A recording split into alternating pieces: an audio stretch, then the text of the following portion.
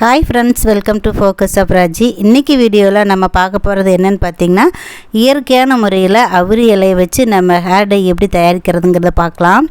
எங்கள் வீட்டு மாடியில் க்ரோ பேக்கில் தான் நான் இந்த அவுரி செடி வச்சு வளர்த்துக்கிட்டு வரேன்.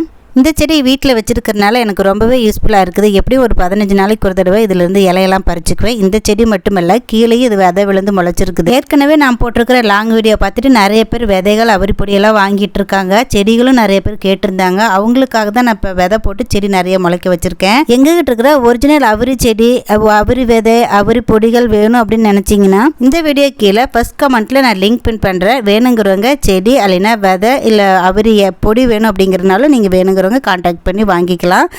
இப்போ வாங்க நம்ம வீடியோக்குள்ளே போகலாம். இப்போ ஒரிஜினல் நம்ம ஹேர் டை எப்படி தயாரிக்கிறது அப்படிங்கிறத பார்க்கலாம். அதுக்கு நான் இன்றைக்கி நான் இலைகளாகவே எடுத்துருக்கிறேன்.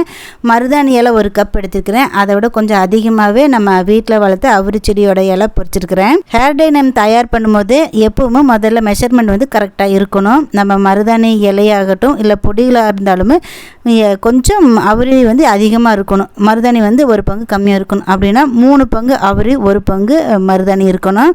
உங்கள் ஹேருக்கு தகுந்த மாதிரி நீங்கள் எடுத்துக்கோங்க. இப்போ நம்ம முதல் ப்ராசஸ் மருதாணி தான் நம்ம அரைச்சிட்டு நம்ம ஒரு 20 நிமிஷம் வைக்க போகிறோம். அதனால் அதை ஃபஸ்ட்டு நம்ம அரைச்சிட்டு வந்துடலாம். அரைச்சிட்டு வந்துட்டு அது கூட கொஞ்சம் தண்ணி கலந்து இந்த மாதிரி கெட்டி பதத்தில் அரைச்சி வச்சுக்கோங்க. கண்டிப்பாக இதுக்கு இரும்பு கடாய் தான் வச்சு பண்ணணும். அப்போ தான் உங்களுக்கு அந்த கருமை நிறம் கொஞ்சம் அதிகமாகவே கிடைக்கும். இந்த மருதாணி கலந்து வைக்கிறது பார்த்திங்கன்னா அந்த செவந்த கலர் கொஞ்சம் அதிகமாகவே கிடைக்கும். அதுக்காகத்தான் அதில் ஒரு அரை எலுமிச்சம்பழம் எடுத்துருக்கிறேன். அதில் ஒரு 1/4 எலுமிச்சம்பழம் போல் தான் நான் புழிஞ்சு விட்டுருக்கேன்.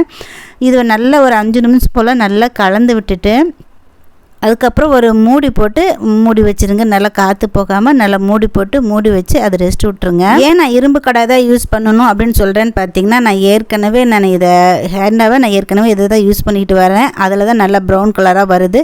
பவுலில் நம்ம யூஸ் பண்ணும்போது பார்த்திங்கன்னா அந்த ப்ரௌன் கலர் கொஞ்சம் கம்மியாக தான் வருது. இது கொஞ்சம் ஒரு 20 நிமிஷத்துலேயே நல்லாவே கலர் கொடுக்குது. அதுக்காகத்தான். இப்போ அதுக்கப்புறம் நம்ம அவுரி இலையும் அரைச்சிட்டு வந்துடலாம். அவுரி இலை நான் மிக்ஸி ஜாரில் போட்டு கொஞ்சமாக தான் தண்ணி விட்டு அரைக்கிறேன். இதுவும் நல்லா கெட்டி பதத்தில் அரைச்சி எடுத்துக்கலாம். நான் சொல்கிறது வேகமாக இருக்குது அப்படின்னு சொல்லிட்டு உங்களுக்கு புரியல அப்படின்னா கண்டிப்பாக கமெண்ட்டில் சொல்லுங்கள். ஏன்னா வீடியோ ரொம்ப நேரம் லென்த்தாக போகக்கூடாது அப்படிங்கிறதுக்காக தான் நான் சீக்கிரமாகவே வேகமாக சொல்லிகிட்டு இருக்கேன். இப்போ அரைச்சிட்டு அவுரி இலையை நம்ம பவுலில் மாற்றிடலாம். ஹென்னாவை பொறுத்த அளவுக்கு நம்ம தயார் பண்ணும்போது நம்ம அவுரியை அரைச்சாலோ இல்லை பொடி கலந்துட்டாலோ ரொம்ப நேரம் வச்சுருக்கக்கூடாது. ஒரு 10 நிமிஷம் தான் அதுக்கு ரெஸ்ட் கொடுக்கணும். அதுக்கப்புறம் நம்ம உடனே மருதாணியில் கலந்துடணும். ஹென்னா தயாரிக்கிறதுல நிறைய முறை இருக்குது. நான் இது சீக்கிரமாக பண்ணுற முறை நான் உங்களுக்கு சொல்கிறதுக்கு காரணம் பார்த்திங்கன்னா, நிறைய பேர் வேலைக்கு போகிறவங்க, ஆஃபீஸ் போகிறவங்களாம் இருப்பாங்க.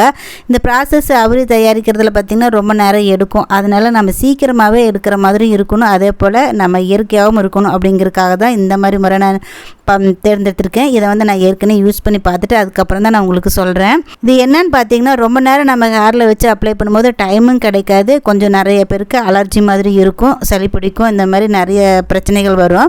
அதனால் இது பார்த்திங்கன்னா ரொம்ப நேரம்லாம் வச்சுருக்க வேண்டாம். ஒரு 1 மணி நேரம், ஒரு 1.5 மணி நேரம் வச்சுருந்தாலே போதும். அந்த நம்ம அப்ளை பண்ணினது நல்லா காஞ்சிட்டு இருந்தால் போதும். அதுக்கப்புறம் நம்ம வாஷ் பண்ணிக்கலாம். இப்போ நம்ம இதை கலந்து வச்சதை ஒரு மூடி போட்டு காற்று போகாமல் வச்சு ஒரு 10 நிமிஷம் மட்டும் ரெஸ்ட் கொடுத்துட்டு இது எப்படி இருக்குதுன்னு சொல்லிட்டு பார்க்கலாம். இந்த அவுரி இலைக்கு மட்டுமே தாங்க அந்த கருமை நிறம் கொடுக்கக்கூடிய தன்மை இருக்குது. இது நம்ம மருதாணியோட கலந்து இதை நம்ம தேய்ச்சிக்கிட்டு வரும்போது ஒரு 4-5 டைம் நீங்கள் அதே போலவே நீங்கள் ஹேரில் அப்ளை பண்ணிவிட்டு நீங்கள் வாஷ் பண்ணிவிட்டு வந்தீங்க அப்படின்னா கண்டிப்பாக அந்த கருமை நிறம் உங்களுக்கு கொடுக்கும். அதே போல் 1 தடவை 2 தடவை நீங்கள் யூஸ் பண்ணி பார்த்துட்டு நீங்கள் கலர் கொடுக்கல அப்படின்னு சொல்லிட்டு நினைக்க வேண்டாம். தொடர்ந்து நீங்கள் இதை பண்ணிக்கிட்டே இருக்கணும். இயற்கை அப்படிங்கிறது அவ்வளோ சீக்கிரமாக நம்மளுக்கு எதுவுமே கிடைக்காது. கொஞ்சம் லேட்டாக தான் அதனோட ரிசல்ட் கிடைக்கும். இப்போ பாருங்கள், நான் கலந்து வச்சோன்னே அந்த கலர் மாறினது உங்களுக்கு பார்த்தாலே தெரியும். நான் இப்போ கையிலையே நான் ஒரு விரலை நல்லா தேய்ச்சி விட்டு கழுவும் போது பார்த்திங்கன்னா கை நல்லா கருப்பாகவே மாறி இருந்துச்சு. இப்போ நம்ம மருதாணி கூட நம்ம எடுத்து வச்சுருக்கிற அந்த அவுரியை அதில் கலந்து விட்டுக்கலாம். ரொம்ப நேரம்லாம் கலக்க வேண்டாம். ஒரு 5 நிமிஷம் நல்லா கலந்து விட்டுட்டு உடனே ஹேரில் அப்ளை பண்ணிடுங்க. இந்த எளிய முறையில் தயாரிக்கிற இந்த ஹென்னா ரொம்ப யூஸ்ஃபுல்லாக இருக்கும். உங்களுக்கு டைமும் ரொம்ப எடுக்காது. நீங்கள் ஒரு 4-5 தடவை இது ட்ரை பண்ணி பார்த்தீங்கன்னா கண்டிப்பாக உங்களுக்கு ரிசல்ட் கொடுக்கும். இந்த முறையை கண்டிப்பாக ட்ரை பண்ணி பாருங்கள். இந்த வீடியோ பிடிச்சிருந்துச்சின்னா அப்படின்னா கண்டிப்பாக உங்கள் ஃப்ரெண்ட்ஸுகளுக்கு ஷேர் பண்ணுங்கள். இந்த மாதிரி பயனுள்ள வீடியோவுக்கு நம்ம சேனலை சப்ஸ்கிரைப் பண்ணிக்கிங்க. மறக்காமல் லைக் பண்ணிடுங்க. இன்னொரு நல்ல வீடியோவில் பார்க்கலாம். நன்றி.